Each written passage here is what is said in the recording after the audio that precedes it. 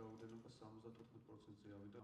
თვითონ დათვლის სისტემას, ანუ კოეფიციენტების სისტემას შედეგიანა ხანო ჩვენი დათვლით თუნისის აპარატი ევროპული და მაშინ საფრანგეთის ავტონომიური რესპუბლიკიდან დააჭრეს. განსაკუთრებით შინაგანსაკუთრების სამინისტროს აკადემია არის დაყოლებული. თუმცა მე არ ვაკნინებ ამ ციფრებს რა თქმა უნდა გაეცა და მიზეზი გეწერა თქვენ იმიტომ რომ ამაზე პასუხი არ არსებობს. ლინება ხელისუფლებისა, ანგარიშვალდებულების საკითხი და ეს იყო აბსოლუტურად შეუძლებელი. ძალიან მიხარია რომ რეინტეგრაციის საკითხებში სახელმწიფო მინისტრის აპარატმა მიიღო სპეციალური ჯილდო ინფორმაციის გამჭვირვალობისა და ხელმისაწვდომობისათვის.